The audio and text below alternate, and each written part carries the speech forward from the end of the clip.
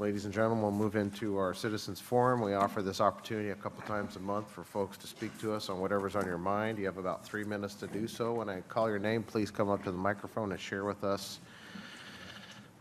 all the exciting stuff you have. First up, Michelle Bart.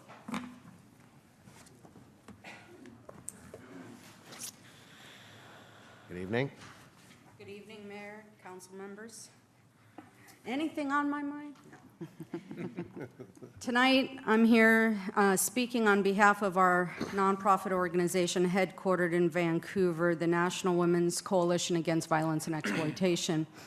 NWCAVE is an all-volunteer national organization licensed in 3 states, California, Washington, and Oregon. What we are known for are our conferences that bring experts from around the country, sometimes even internationally, together for a common goal. Most people knew us here for our Southwest or our Northwest conferences against trafficking.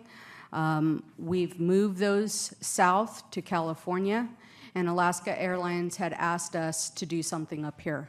So with Alaska Airlines being on our partnership for 5 years, we could not say no.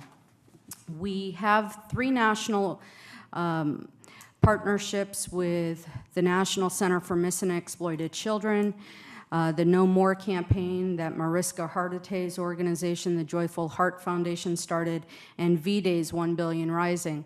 We do 3 major campaigns between now and summer, and we decided to combine those to make a No More Summit against all forms of violence and exploitation in Clark County and across Washington State. Your packets have everything you need to understand what we're doing.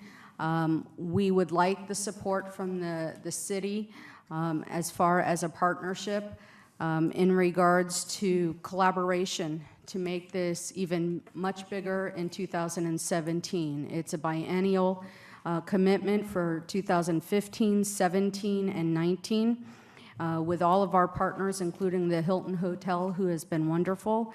And we would very much like to have a partnership with the city to continue to grow this, to say no more to the excuses, no more to violence, no more to kidnapping, abductions, human trafficking, bullying. And so we ask that the city, we won't put you on the spot this evening for a photo op, but we have these flyers that No More campaign had started.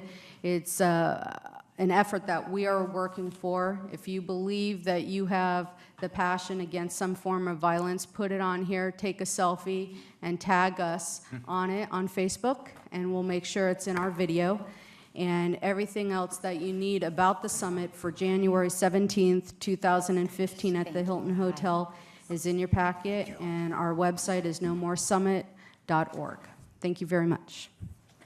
Thank you very much, Michelle. It's good to have you back in the Pacific Northwest with another conference. I think it's been a few years since we last did one at the Doubletree across the river. I think that was the last one I attended. Yeah. So we take a picture of ourselves and we do a hashtag kind of deal. Is that right? Yeah.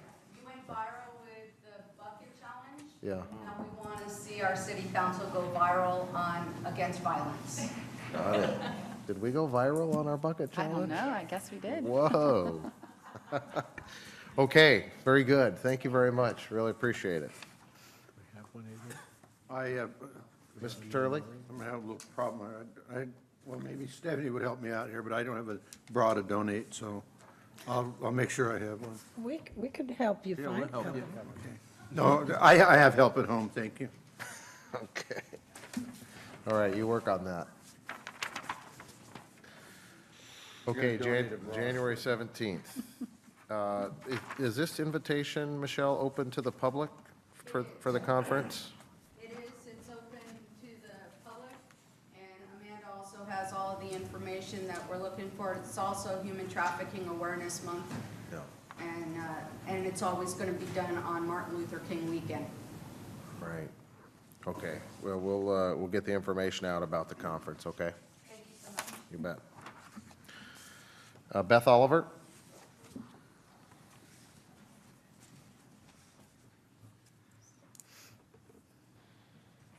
Good evening. Good evening.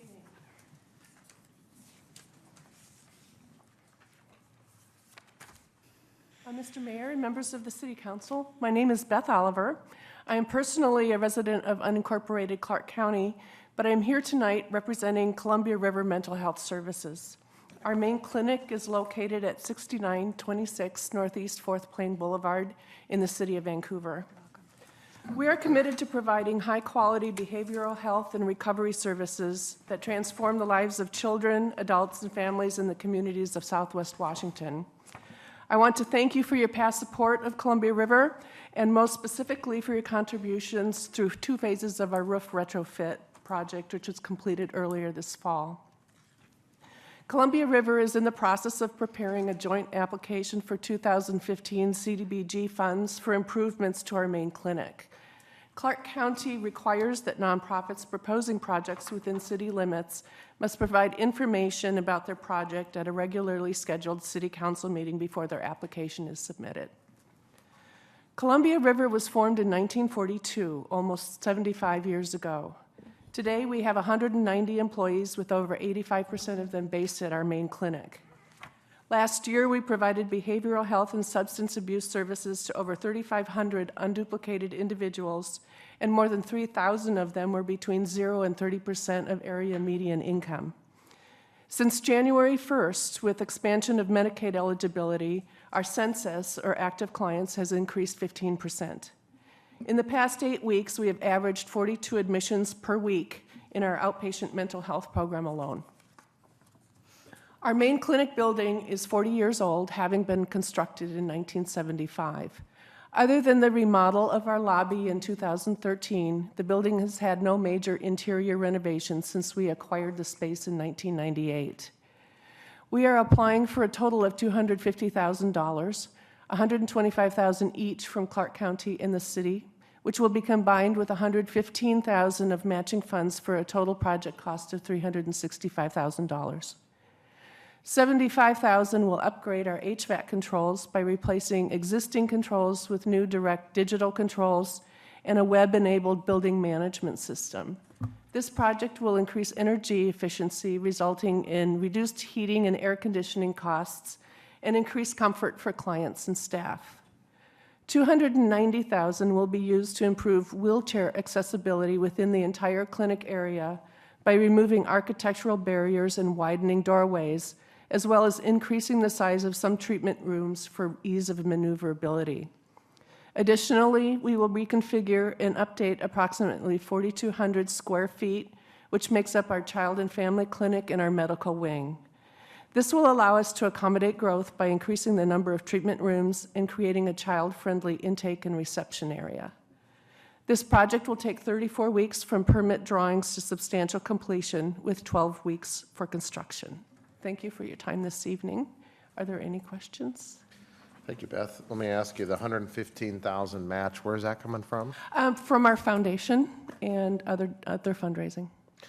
And in order for you to receive that $115K match, you have to have 125 from the city and 125 from the county? Do I have the numbers right? The foundation has agreed to support our project for $115,000. Okay. Okay. Thank you very much. Picked a good evening to come in. Stephanie Turley.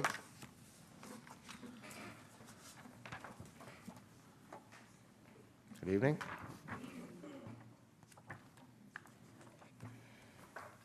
Good evening, Mayor and Council. I am here tonight because of a situation that has developed as far as a new code for the City of Vancouver. It supersedes in a pre-existing code. In our subdivision, I think you all know I'm a retired realtor, so when we purchased our home in 2000, I paid very strict attention to the CC&Rs. CC&Rs are critical to the conformity and the well-being of a neighborhood. What we have is a situation where people are parking their boats and their trucks and their trailers on the yard, and in violation of the EPA. We also have people who are parking trailers off to the side. I'm going to read you just a brief portion of our CC&Rs that says, each and every one of these covenants, conditions, and restrictions is and all are for the benefit of each owner of the land in Richlands subdivision or any interest therein, and shall pass inure to and pass with each and every parcel of such subdivision, and shall bind the respective successors in the interest of the present owner thereof. These covenants, conditions, and restrictions are, and each thereof is imposed upon such lots, all of which are to be constructed or construed as restrictive covenants running with the title of such lots in each and every parcel thereof. When I came to, I filed a complaint against some of these people because it was a blatant situation. And I met with two individuals, Larry Vasquez and Jerry Newbold, for the Community and Economic Development. That was 2 months ago. There was a decision that came down just this last week. And in this, it completely goes against our CC&Rs. They are saying now that, and it is section, there are two sections, 17-14-290, and section, that supersedes the original one, and section 20.945.040. That allows parking in the front yard setbacks otherwise allowed by this chapter shall not include the storage of motorhomes, trailers, and recreational vehicles, including boats. But now what they have done is they have reversed this.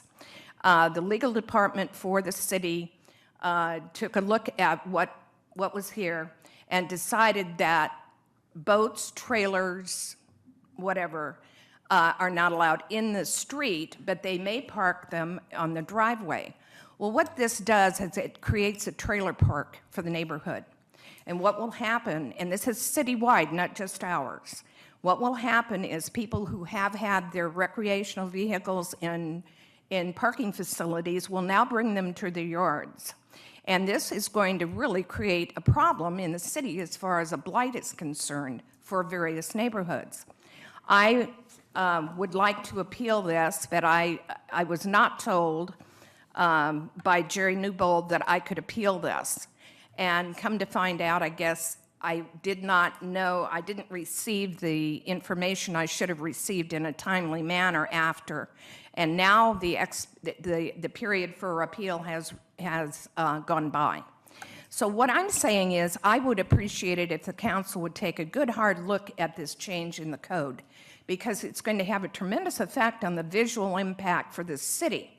And if we're trying to expand and grow and draw businesses and families and homes, you know, in nice areas, and Bill and I just live in an average middle-class neighborhood. But I'll tell you, when people start parking trailers and boats and whatever else it is that they want to park there, it becomes an eyesore. And I would really appreciate if the council would take a look at this, Mr. Mayor, and visit it. I think some answers need to be gleaned. Thank you. Any questions? Thank you. Thank you. City Manager, any comments?